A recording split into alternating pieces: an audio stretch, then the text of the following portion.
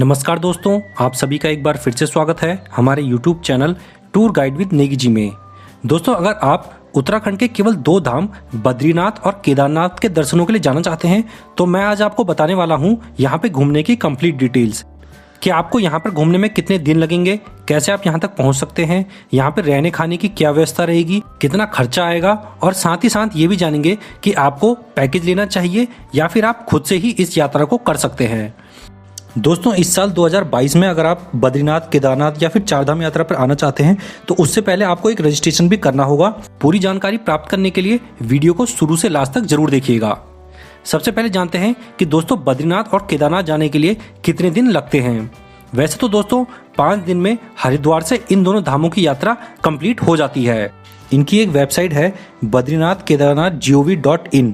यहाँ पे एक सिंपल प्रोसेस है जहाँ पे आपको पूरा अपनी यात्रा का विवरण देना होगा कि कौन कौन लोग आ रहे हैं, कैसे आ रहे हैं, साधन क्या रहेगा। वो सब डिटेल भरने के बाद आप उस डेट को फिर 4 धाम यात्रा या 2 धाम यात्रा पर जा सकते हैं। लेकिन आपको ये जरूर भरना है क्योंकि इसके बिना आपको वहाँ पे एंट्री नहीं मिलने वाली है। इस साल 2022 से ये नियम लागू हो चुका है। यहाँ पे रजिस्ट्रेशन की एक सिंपल सी प्रोसेस है, मैंने अपने पिछले वीडियो में बताया है, उसका लिंक भी मैं नीचे डिस्क्रिप्शन बॉक्स में दे दूंगा। आप चाहें तो घर बैठे ही मोबाइल से इसको रजिस्ट्रेशन कर सकते हैं। सबसे पहले आपको आना होगा हरिद्वार में। हरिद्वार में आप बस से भी आ सकते हैं, ट्रेन से भी आ सकते हैं और फ्लाइट से आना चाहें तो जॉली ग्रांट हवाई अड्डे तक फ्लाइट से भी आ सकते हैं। यहाँ जॉली ग्रांट हवाई अड्डे से हरिद्वार की दूरी 40 किलोमीटर की है, तो यहाँ तक आप फिर उसके बाद टैक्सी या बस करके हरिद्वार पहुँच सकते हैं। तो सबसे पहले तो पहुँच जाइए हरिद्वार, फिर यहीं से यात्रा शुरू होती है। वैसे ये यात्रा ऋषिकेश और देहरादून से भी होती है, लेकिन ज़्यादातर श्रद्धालु हरिद्वार से ही इस यात्रा को करते हैं। दोस्तों, हरिद्वार से बहुत सी बसें चलती हैं सोनप्रयाग के लिए, जो कि सुबह 5 बजे से 6 बजे तक चलना शुरू हो जाती हैं और ज़्यादातर जो ये बसें हैं ये सुबह ही चलती हैं। दिन में और शाम को कोई बस सोनप्रयाग के लिए नहीं चलती हैं। बस से जो सोनप्रयाग जाने में 9 से 10 घंटे का समय लग जाता है और इसका किराए की बात की जाए तो 600 रुपये यहाँ पे किराया बैठता है। पहले दिन आप केवल बस से हरिद्वार से सोनप्रयाग तक ही पहुँच पाएंगे। पहले दिन आपको सोनप्रयाग में ही रुकना होगा और सोनप्रयाग में वैसे तो कम ही होटल हैं, इसलिए सबसे पहले आप रूम की व्यवस्था कर लीजिए।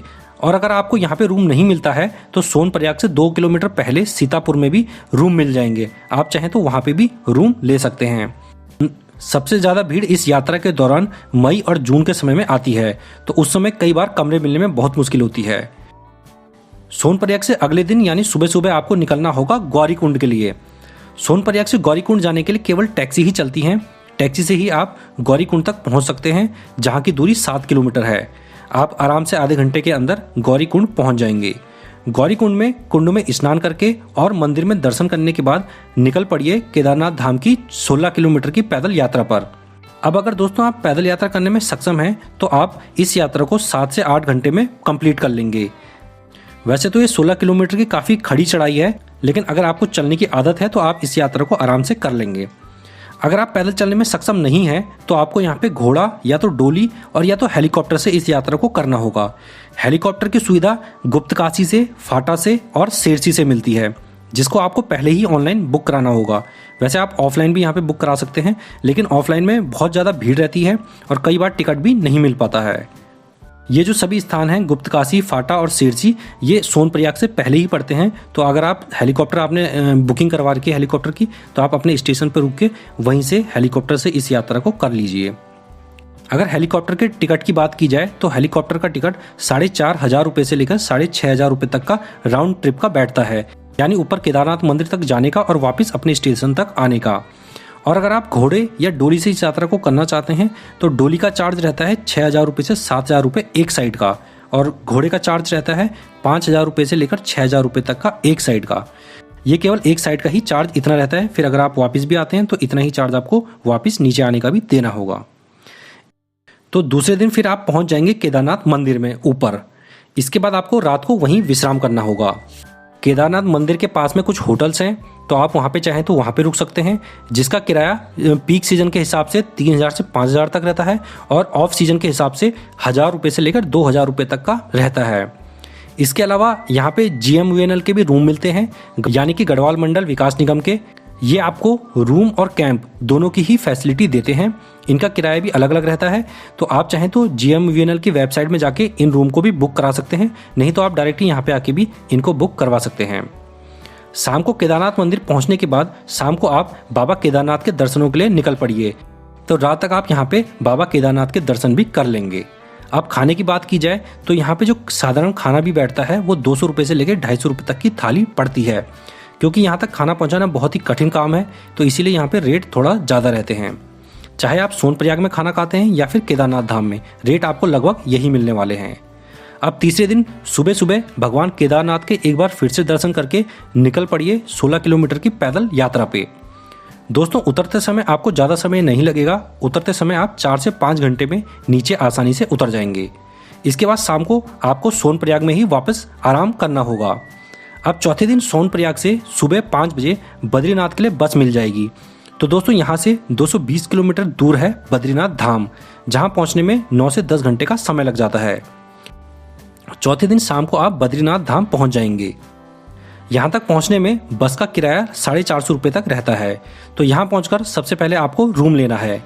यहाँ पर धर्मशालाएं और डोरमेट्री भी मिल जाती है, जिनका किराया थोड़ा कम रहता है। शाम को यहाँ पे आके आप अपने रूम पे आराम कर लीजिए। यहाँ पे रूम 2000 रुपये तक आपको मिल जाएंगे। अगर आपको आश्रम मिल जाता है तो 1000 रुपये तक यहाँ पे आश्रम मिल जाता है, और डॉर्मेट्री यहाँ पे 300 रुपये तक में मिल जाती है। डिपेंड करता है कि यात्रा पीक सीजन की है या फिर अदर सीजन में आप यहाँ पे आ रहे हैं। आप 5वें दिन सुबह सुबह भगवान बद्रीनाथ जी के दर्शन कर लीजिए। फिर चाहें तो आप यहाँ पे माणा गांव में भी घूम सकते हैं, और आसपास कुछ प्रसिद्ध मंदिर भी हैं, वहाँ पर भी घूम सकते हैं।